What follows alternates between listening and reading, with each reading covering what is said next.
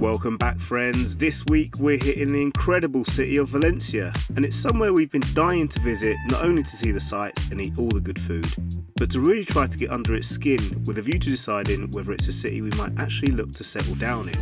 So join us as we go on the hunt for apartments while checking out some of the city's best neighbourhoods. So we are just on our way headed into Valencia city centre now.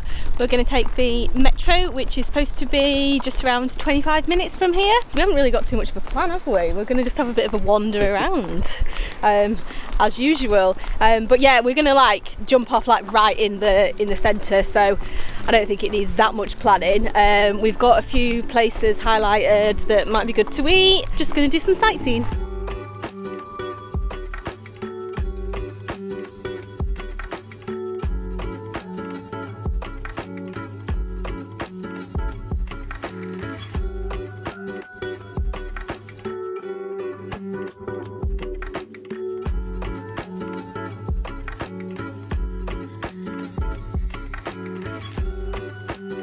So we got to the city centre and we came to one of the neighbourhoods that we've been wanting to have a little look around, called Rusaffa, and it was just really quiet, like a Sunday morning. That's what it felt like, right? Just no one on the streets, no shops were open. There were a few cafes open, but none of the restaurants were really open, and we were like, what is going on?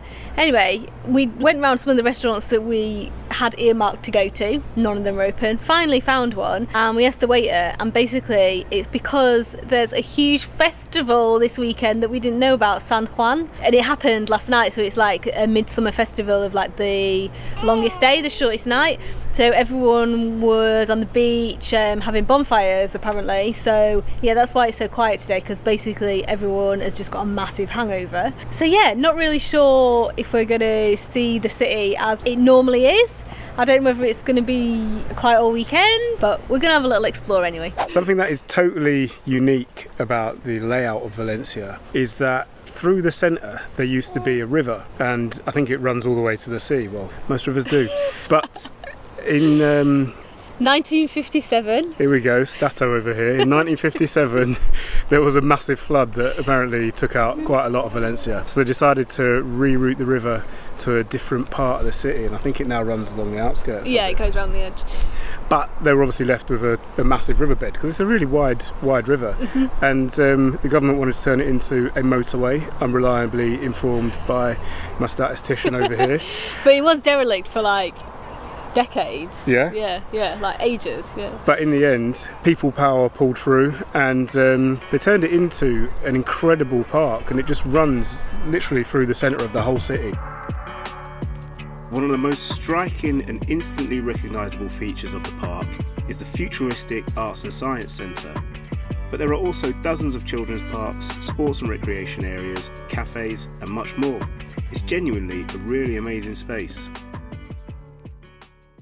Good morning, guys. Good morning. We are just on our way into Valencia city, and we should probably tell you why we're here specifically, right? Maybe, yeah. So we're thinking that we might move here. How random is that, given that we have never been here before?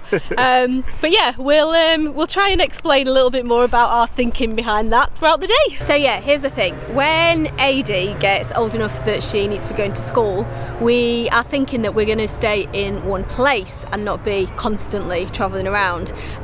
Neither of us really have any interest in homeschooling, right? So absolutely not.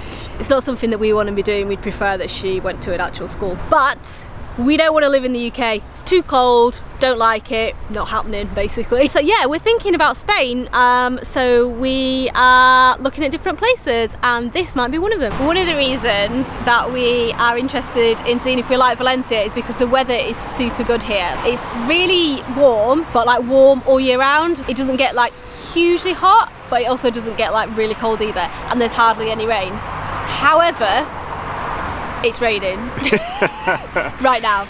We are British, we take the weather with us wherever we go. It basically rains on average 30 days a year, and in the month of June, 2 days. One of those days is today.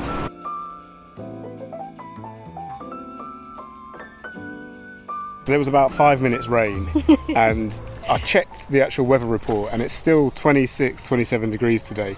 Sarah's complaining about the cold already. This is ridiculous, you know, coming from the UK where this is like a fine summer's day. We're in a neighbourhood called Benimaclet now, and we've just walked past a ramen place and an arepa place, so already Jay's like, I'm moving here. Stop the search. So the first order of the day is breakfast. We've just found a little cafe and we saw something on the breakfast menu that we have never seen before. Ensaimada, is it? Yes. And it looks great. It does, it looks really good. I just quickly googled it and it's a type of pastry that is specifically from Mallorca, apparently. This neighbourhood we're in at the minute is very multicultural, and so there's loads of good Asian restaurants around. Yes. Jay's just having a look now and, well, look at his face, look how excited he is. I found 3 in the space of about 2 seconds that are like a minute away from each other that have all got ratings over 4.5 on Google and they look amazing as well. Might have to try them all today. I really enjoyed that ensaimada. It was nice, wasn't it? It was very nice. It wasn't what I was expecting actually. I thought it was going to be really sweet, but it was actually not too sweet and it was so light and fluffy. Yeah. I was expecting something like a croissant to look at it, but it was really, really good. Highly recommended. We're just going to go for a little wander around the neighbourhood now. I already like it. I do too. It's got a nice feel to it, hasn't it? I feel like I should probably explain as well. You might be wondering, why are you thinking about moving to Spain and getting excited about Chinese and Japanese food? When you actually live somewhere rather than just going on holiday somewhere, I think it's really important that you have, you know, stuff like that around that you're kind of used to and the types of foods that, that you really like. Yeah, exactly. So obviously we love Spanish food and that's all we've been eating pretty much since we've been in Spain. Yeah. But yeah, if you're going to spend years in a place then you want the odd different thing, I think.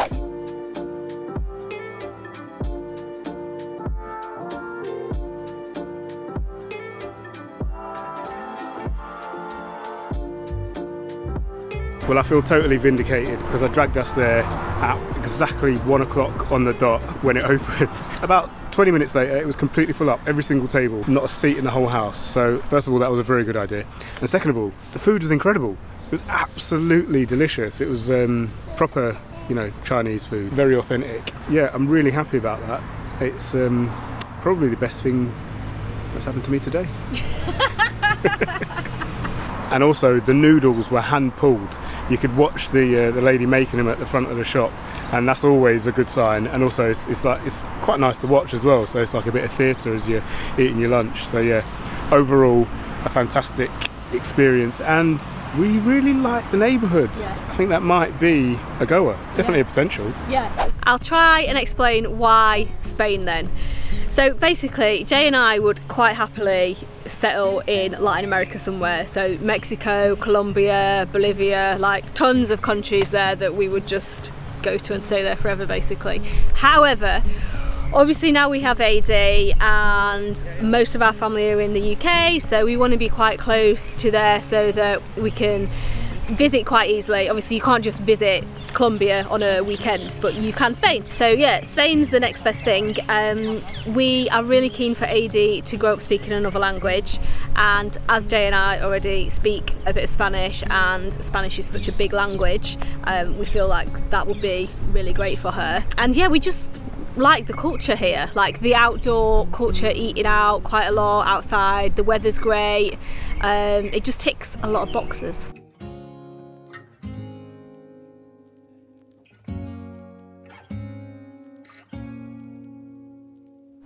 Okay, Jay's been wanting to try this ever since we got here. What is it? Tell us. It is called Agua de Valencia, and it is a cocktail made of, what's it made of? Cava, gin, vodka, and I think orange juice. It's meant to be pretty good. We've been recommended to try it, so yeah, I've been trying to hunt some down. Not everywhere sells it. I expected it just to be flowing in the streets, but we found somewhere that sells it by the half litre, so we're going to give it a go. So come on, give us your verdict. I'm underwhelmed. I can't lie. Can't taste any gin. It tastes like, well, Sarah just said it tastes like Bucks Fizz, and that's about, yeah, that sums it up really. It's like a fizzy orange, no? Yeah, pretty rubbish. And to make matters worse, Sarah's just found a fly in her ice cube. Ew! like frozen into the ice cube. That is rank. We're just having another walk through the Rusaffa neighbourhood, which is the one that we were at the day after San Juan that was really, really quiet.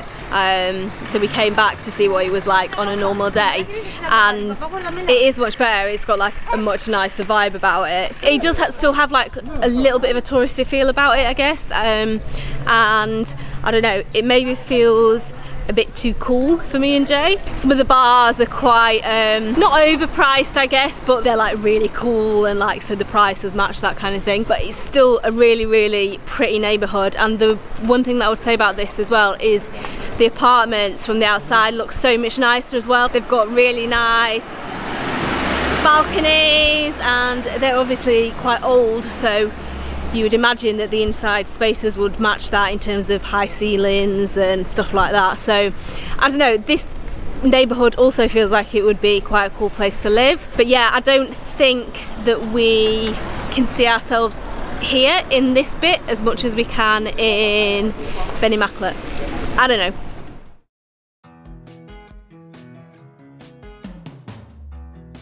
The next morning we were up and at it bright and early and headed into the city centre again to check out the historic neighbourhood of El Carmen. It's right in the middle of the old town of Valencia and is home to many of the city's best known historical sites.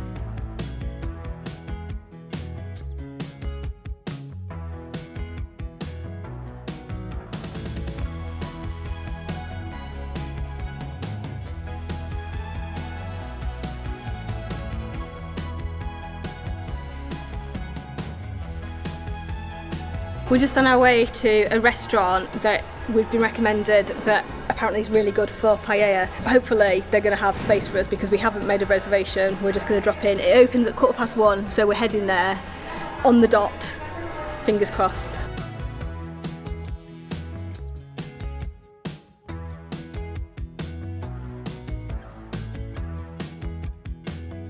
We've arrived, there's a table. We're so early that there's actually no one else here. For once in our lives. Absolutely, but it is Sunday afternoon and we do know that places get really busy on a Sunday. Yeah. And as Sarah said, this is a very popular, I think it's probably quite touristy as well, restaurant for paella. So excited though. I know, it's the first one that we've had. Yes. Like proper. So. Absolutely, and obviously this is the home of paella, so expecting it to be pretty good. Okay, so what are we thinking about El Carmen? I like it, it's very nice, but one thing that we've just discovered is that it's really close to the city centre. It's basically like right in the centre of Valencia, so it's really touristy in parts. But then there are other parts that are, you know, really residential and quite quiet. So yeah, I'm not sure. It's really nice, it's lovely, it's some lovely apartment blocks and stuff, and obviously plenty to do and see. However, living here, I'm not sure it's ideal for us, so we'll keep searching. Yeah, and I kind of feel like you'd be paying more, like a higher rent more for the area than the apartment. Like I feel like we'd be able to get a nicer place somewhere else that is still really close and you can get in easy to get to this area. Yeah. But you don't have to be right in it. Does that make sense? Absolutely, because something that we've discovered about Valencia as well is it's really walkable. Yeah. We've just wandered around for 2 days and we have found ourselves in places that we've got metros to, so you know, you can walk pretty much to all of the areas that we've visited really easily, so I don't think you need to be in the centre. Wow. It's huge. It is huge. This is great.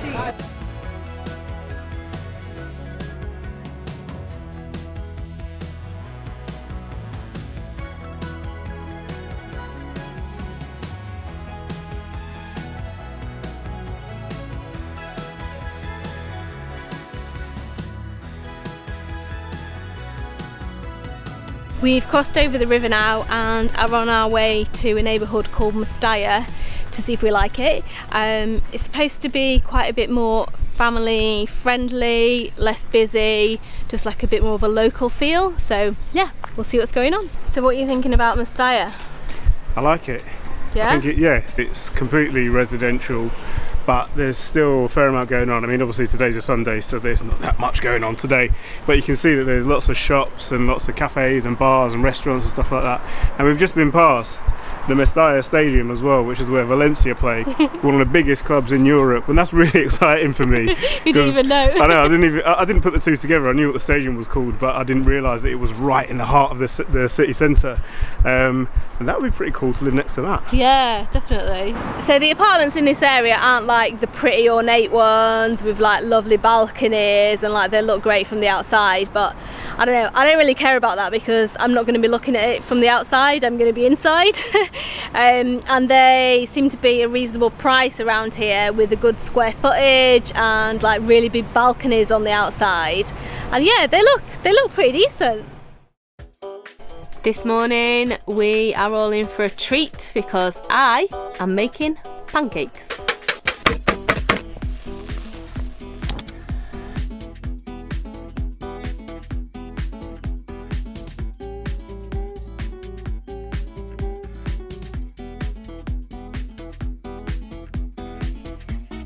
So how are the pancakes, you two?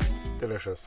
Now there's one aspect of Valencia which we haven't explored at all yet, and while it won't necessarily be a deciding factor on where we choose to live, it could well swing it in its favour, and that is the fact that it's got a beach.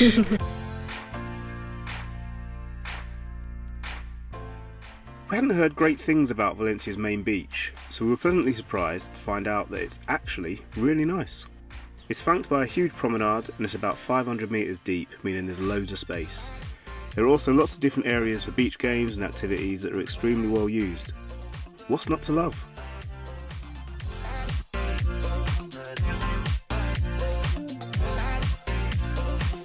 This place that we are exploring today then is called El Cabanyl, and it's the old fisherman's neighbourhood just like behind the beach, and it's another potential for where we might live if we decide to move here to Valencia. However, a lot of the houses are just like one bedroom, one up, one down kind of places. You don't tend to get big apartment buildings with like 2 or 3 bedrooms, which is what we would be looking at. They're quite few and far between in this part of the city. So yeah, interesting to have a look around, but not sure this is quite it. It would, however, be really quite cool to live this close to the beach because it's literally just a few streets away from this neighbourhood. However, the other thing that's going on here that I've read about is, well, first thing, there's still a few places like around the edges that are a little bit unsavoury, shall we say, so I'm not sure that would be the best where AD is concerned. It'd be fine for me and Jay, but we do obviously have to think about bringing her up in a safe environment. And also the other thing is, this area is supposed to be quite rapidly becoming quite gentrified, some parts of it, and they're wanting to, or the council, or whoever it is, are wanting to knock down some of the buildings to build bigger apartment blocks and things like that, and it's really not very welcome, of course, by the people that already live here. So yeah, I'm not sure how welcome we would be as foreigners moving into the area either, so yeah, there's that to consider. Whereas some of the other neighbourhoods that we've been to that were a lot more multicultural and just have lots of different people from different backgrounds, I think we'd probably feel more at home there. We headed back to the campsite to mull over everything that we'd seen, and if you're wondering what the verdict is, then you'll just have to watch this space. Although it may be another couple of years until we fully decide where we're going to settle down, but Valencia is definitely a contender. And that's it for this week. We hope you enjoyed it. If you did, then please give the video a thumbs up, and if you're new around here, then we'd love you to subscribe, and don't forget to hit that little bell button as well whilst you're at it, so you get notified every time we post a new video. Next week we're heading off on an awesome hike in search of a secret pool. Catch you then.